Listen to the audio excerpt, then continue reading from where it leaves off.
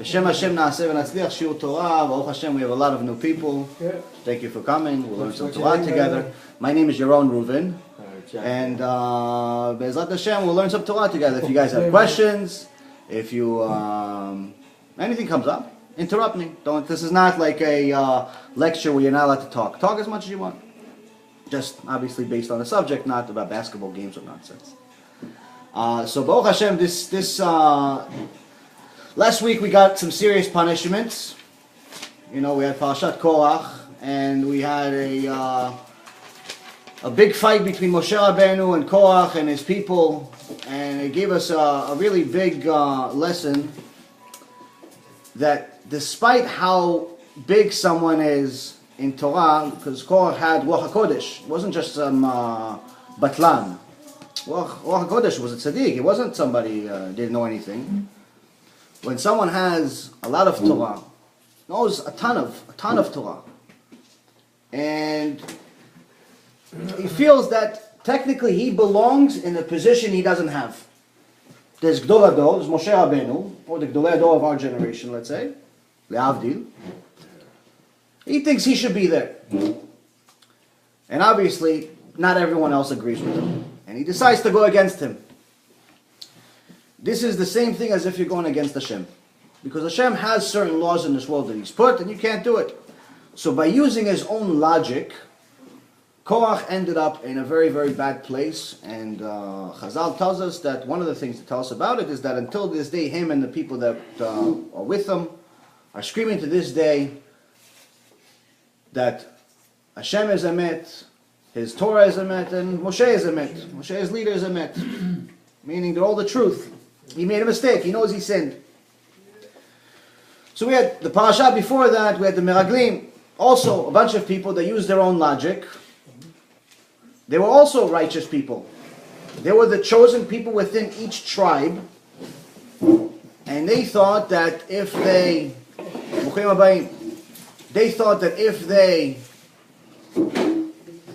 are so righteous, they have these big positions in each tribe.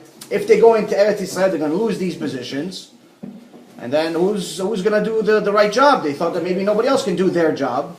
They started making up stories, lies, exaggerations. Long story short, they used their own logic, and Hashem punished them instantly and killed them instantly. Those 10. 2 obviously were righteous, Yeshua ben Nun and Caleb. And the rest of the nation that sinned along with them, with the exception of the women and children, and anyone below the age of 20, survived the next 39 years. Were they scared of losing their jobs, or were they scared of people of not doing the right job? Losing their jobs. Losing their jobs. That's based on the learning I had from Chazal. It said it was losing their jobs. So again, using logic has its pluses and its minuses. More times than not, when you're using your logic that's against Chazal, not more times, not all the time, if your logic is against what Chazal gave us, it's wrong. There is no way that you know more than Chazal. And that's why it's very important that any time, one of the things that I learned from my cousin, my Chavuta, and early on, and I never really understood it in the beginning, is that when you really study Torah, Hashem gives you gifts from time to time. He gives you chidushim. He gives you your own chidushim. He gives you your own insights into the Torah that you can't find anywhere else. And every Jew that's mamash amal b'Torah, that's really working hard on Torah, has his own tree of chidushim, his own insights that belong to him. Now, how do you know if it's right or wrong? You compare it to Chazal. First of all, you see if anybody else said it. With more times than not, somebody else has already said it throughout the years. They're much, much smarter than anything we could even imagine. But the second thing is that you have to see if you contradict them. If you contradict them, you're wrong. It's a default wrong. Not to say that we're nothing, it's just that in comparison to them, there is no comparison. But sometimes you'll see something that agrees with them. And if you check it with people that are of higher knowledge of you, you can check it and you can find out that there are certain things that actually are very, very useful and literally are Torah from Al Sinai that belong to you. That's your own chidush. But it doesn't come by just reading the parasha and saying, oh, this is nice, reading it for 5 minutes, and you're going to get it. This is if you're mamash matmid in the Torah and you try really hard, you'll get it. So now in the beginning of the parasha, it says, "Vayidaber Adonai el Moshe ve'el Aaron le'emor, zot chukat haTorah." So first of all, it talks about chukat. Chukat, I learned once, it comes from the word chakuk, which is engravement. This is the decree of the Torah. What do you mean engraved? Why is it supposed to be engraved? Is that a Jew is, in essence, his purpose in this world is not to make millions of dollars and own basketball teams and football teams and Wall Street firms and any other thing. A Jew's purpose in this world is to be connected with the Torah to such an extent that it's engraved within him. He's so connected to it that he becomes one with it. There is nothing that he's going against. Chazal says this is what I do. Hashem says this is what I do. Whether you understand it or not is irrelevant. Whether you agree with that is again irrelevant. The purpose of our world, of our world as Jews, is to become one with the Torah and do as much of it as we know. Not as much of it as we understand, but as much of it as we know. In the beginning of this parasha, it's telling us this particular message, and then it talks into something that we don't understand until this day. Para aduma.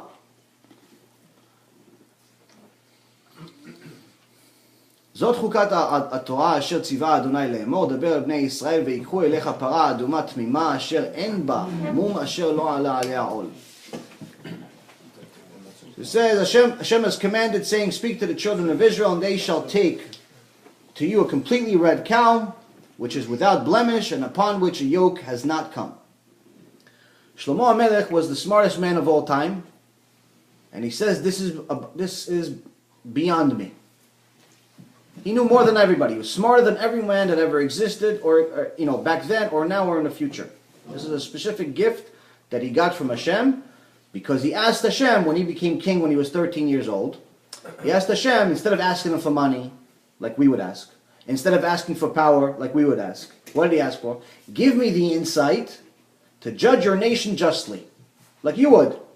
Hashem says, you ask me, you care so much about my Torah, I'm going to give you everything that a man would desire. He gave him everything. Gave him money, gave him peace, gave him everything. But this was beyond him. Because he says, I don't understand how it's possible that with this para aduma, the way you do it is after you slaughter it, you take the afal, you take the ashes, you put it in water, and after that, this is what you use to purify the Kohanim and the nation, in essence, anyone that's contaminated. You say Kohanim and Kohen Gadol comes in. So he says, I don't understand, how is it that someone that's pure deals with this, technically it's purifying water, this holy water, but he becomes contaminated. And someone that's impure that touches this water now becomes pure. If it was one or the other, I can understand. But the fact that it's both, I don't understand. The para aduma is also one of the best proofs of the Torah being divine. Because Hashem specifically told us that this para aduma is not just a para aduma that just looks red. Para aduma cannot even have two hairs that are a different color. And also can never be a para, can never be a heifer, a cow, that ever worked. You can never put a sack on it, anything on it. Because if you ever did, it becomes tameh. It's no good. So the first question is, how would we know? So there's actually a story that one time a goy actually had a para aduma,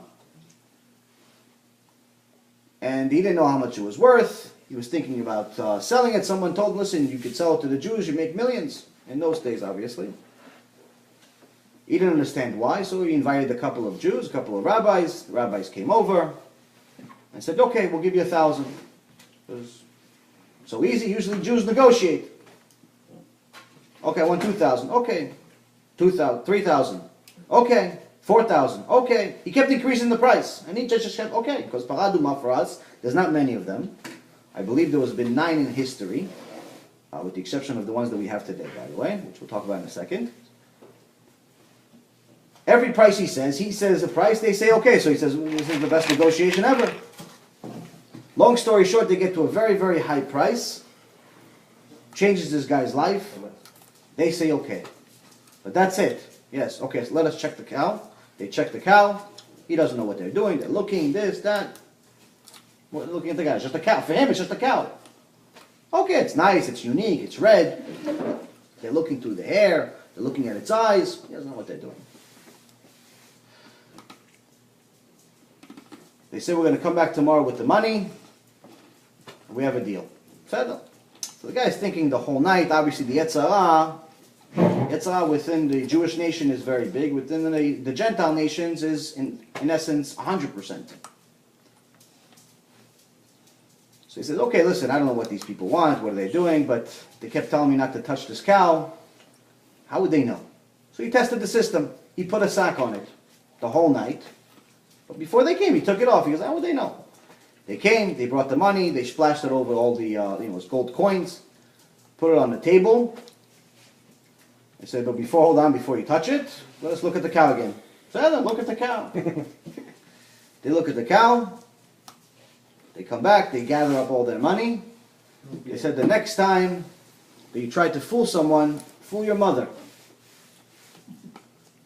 He says, what do you mean, how to fool your mother? This is a very angry end to the negotiation. How do they know? We learn that there are two major signs for para aduma. Obviously, with the main thing that has to be, in order to be kosher, is to be all red. You can't have two hairs that are not red. But the main thing is, as far as it never working, how can we find out? One is that as soon as you put something on the cow, its eyes become cross eyes. This is something that's against nature. You put whatever you want on a regular cow, nothing happens. Hashem specifically put this cow in this world to do this particular job. Para aduma is also one of the main things we need in the Bet HaMikdash. It's also one of the main signs we have for the times of Mashiach. There was a announcement about a year ago or so that there's a para aduma in the United States, somewhere in near Texas, and then there was about 8 months ago or so, there's another one, different looking one, in New Jersey. The one in New Jersey has gotten a lot more attention. Some of the biggest rabbis in the world have come to check it out. And from the looks of it, it looks not only kosher, but the guy that's actually keeping it is very, very knowledgeable about the whole aspect of para aduma and very interested in giving it as a gift to the Jewish people. Now, he's not looking to make money off of it.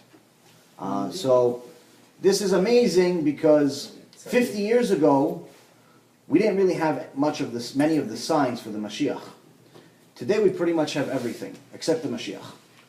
So why is this important? Why is it important to know that we're in the door of the Mashiach, we're in a generation of the Mashiach?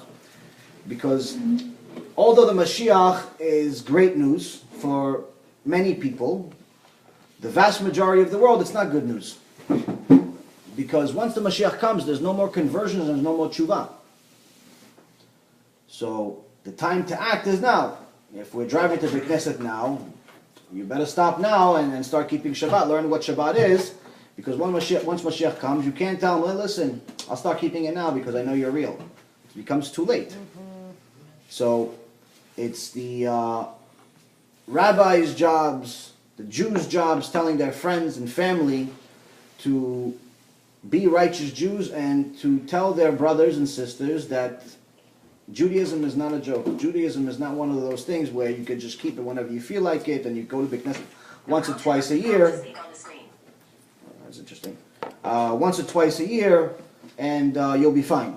Judaism is obviously something that comes from Hashem. If it's divine, if Hashem is Hashem, it's Hashem all the time. Meaning that if someone believes in Hashem,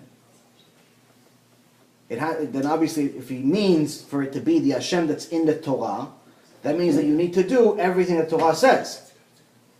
It can't be, listen, Shabbat, okay, I'll do it, it's fun, I'll hang out with the family, great. Kosher, not so much. Listen, when I go on vacation to Mexico, I don't want to keep kosher. I eat shrimp, I eat this, I eat that.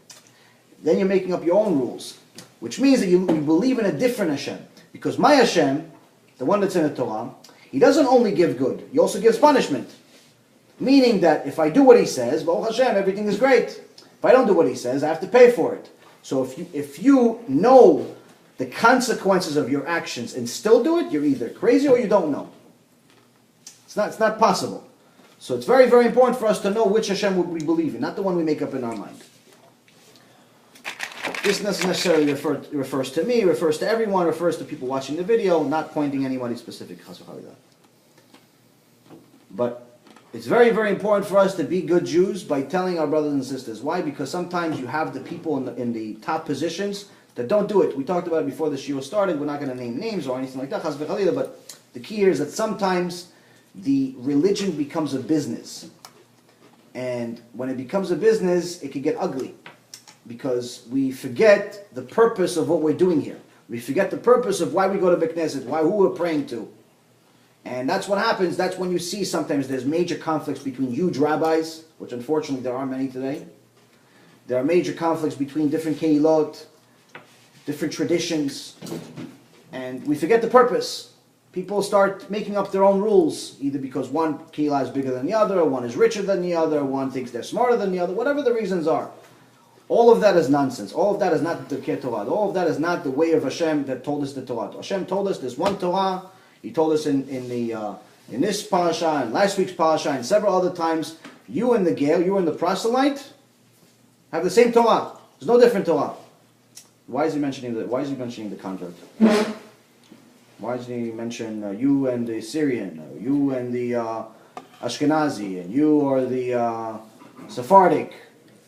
Why does he mention you and the Ger? Because first of all, back then there wasn't anything. There's no such thing as a Ashkenazi or Syrian Jew or Chinese Jew or Sephardic or any of that stuff. It was one, and then there was the addition, which is the converts. So obviously, if they came from a completely different country, a completely different nation, they weren't Jewish. Now they're Jewish. So if their Torah is the same as ours, of course our Torah is the same as each other. So the cultural stuff is not necessary. If it's a cultural thing that a kehillah does, it's not against Torah, it's great. But once the culture, the minhagim, become something that's against what's widely accepted, then it's we're starting to get off of the point of why we're here in this world.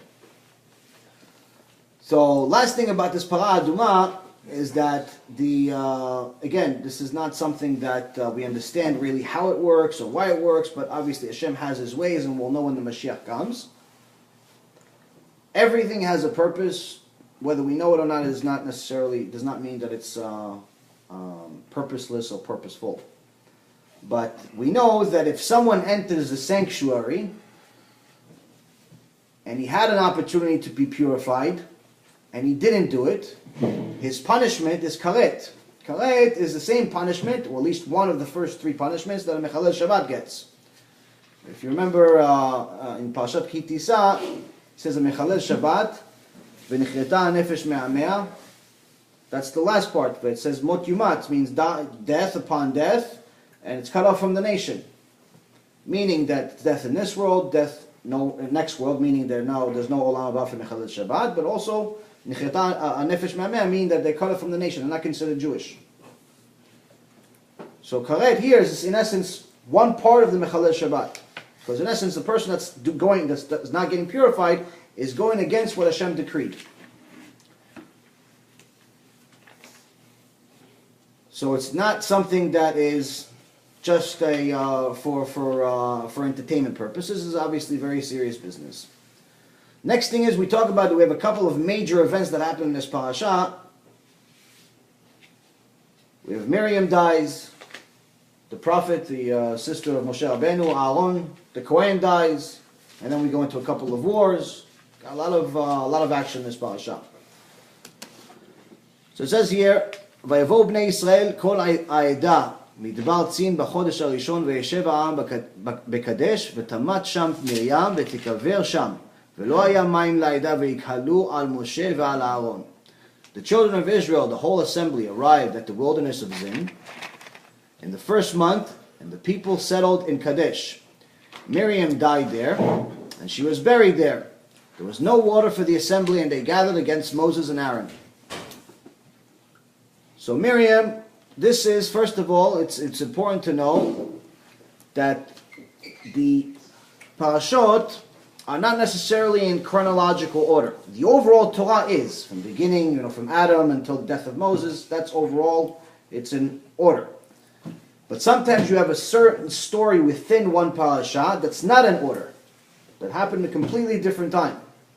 And sometimes between one parasha and another, it's the same time, meaning that it's this one happened, and the next day this other one happened. But sometimes there's a separation of hundreds of years. So last week's parasha, we remember, we talked about it briefly. Now we have Miriam dies. This is 38 years later. This is 38 years later. So for these 38 years, we're almost at the time, we're about a year away from going into Eretz Yisrael. Miriam dies, and it says immediately after that there's no more water. So Miriam had the schut. She wasn't just a prophet, she wasn't only just righteous, she also had the schut that the water, the rock that was generating all the water came out of it, was following her, creating this well that all of Am Yisrael was drinking for all of those years. As soon as she died, the well stopped. Now, question is why? Okay, fine, we know that the well isn't because of her. Great, but at the same token, what, are you going to kill the rest of Am Yisrael because she died? So one of the things we learn here is that if you notice, when she died, it says she died and the water stopped. When Aaron died, it says the whole nation mourned. Everyone cried. Everyone mourned, whether it was children, adults, women, everyone cried. No one mourned Miriam's death. And because no one mourned Miriam's death, we had an immediate punishment. Oh, you didn't know how important she was? Okay. Now you'll see how important she was. Without her, you can't live. That's how important she was. This is one of the things that teaches us of how much we have to appreciate our chachamim, whether it's in this generation and past generations. One of the things that people don't understand is, why do we still mourn the sages that died? Rabbi Akiva's students. Okay, there's a lot of students. Okay, no one has 24,000 students today. I get it, fine. But every year for the rest of our history until Mashiach comes, we have to mourn? Well, they died already. We don't mourn everyone else. Okay, they died. That's it. What are we mourning for? The truth is that we're not mourning their death. We're mourning the Torah that we don't have because they didn't live longer. All of the Torah that we have is based off of the 5 people that restarted Judaism with Rabbi Akiva after that. Which means that if everything we have today is from those 5, imagine what we would have if we had 24,000. Just like them and some much bigger than them. Same concept goes for any of the Gedolei Ador that die in our generation. It's our obligation to mourn them, not because of the person per se himself, but the Torah that they produce and the people that they help in their lifetime. It helps us achieve our purpose in the world. And one of the things we learn from the Gemara is, whenever there is a big sage dies, it brings bad to the world. It's a sign of it's a bad sign for the rest of the world, not just the Jewish nation, but the entire world. So when Miriam died, we had a major problem because we didn't mourn her, and Hashem obviously punished us. Now there's actually a chidush, Baruch Hashem. Why didn't they mourn her? They didn't think she was significant. They thought, she's a prophet, but it's very easy to think that everything was because of Aaron and Moshe. She was significant, but we have Moshe Rabbeinu, we have Aaron, and apparently it seems like it wasn't whether it was because she was a woman or not. I'm not really sure, but I know that the lack of understanding of our significance was something that that's easily happened then and easily happens now. We don't really know what we have until we lose it. One of the things that actually was interesting after this is that immediately after the water finishes, Am Yisrael goes back to their old ways and starts complaining. And this is a chidush that I think is very interesting. Am Yisrael starts talking to, yelling, screaming at Moshe and Aaron, and tells them, ולמה הבאתם את קהל אדוני אל המדבר הזה למות שם אנחנו ובעירנו ולמה העליתונו ממצרים להביא אותנו אל המקום הרע הזה לא מקום זרע ותאנה וגפן ורימון ומים אין לשתות. So they're telling him, why have you brought up the congregation of Hashem? Calling themselves the people of Hashem. We're important people. Why did you bring us to the wilderness to die here? Us and our us and our animals. Why did you bring us from Egypt to bring us to this evil place? Now remember, evil place. Not a place of seed or fig or grape or pomegranate, and there is no water to drink. Okay, the basic understanding of the pshat of this pasuk is very easy to understand. Why did you bring us here from Egypt? First of all, they're saying that this place we're in right now, this desert, is worse than Egypt, which is hard to understand because Egypt, you were slaves. But then they call it evil, Ra. The Gemara, Masechet Nedarim, says Ra is another word for Gehenom. Okay, so this is that bad. They're comparing this to Gehenom. Gehenom is the worst. Why is it so bad? How do we know also another proof that they think that it's from, they think this is Gehenom? They're saying this is not a place of seed, or fig, or grape, or pomegranate. There's no water to drink. Masechet Brachot, the 40th page, it says that there's three possibilities, according to Chazal, of what the tree of knowledge was. Either of fig, tena, or a wheat, chita, or geffen. And they give a reason of why each one. So here they're telling us, this is not a place of seed, meaning chita, or fig or grape. This is not Gan Eden. This is not a good place. But what about pomegranate? Pomegranate on Rosh Hashanah, we eat pomegranate because it symbolizes the 613 mitzvot that we have.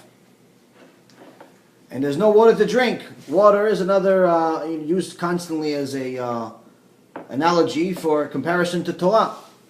So saying, this is an evil place. This is Gehenom. This is not Gan Eden that has the tree of knowledge. We can't. That you get to this Gan Eden by doing the 613 mitzvot from the Torah.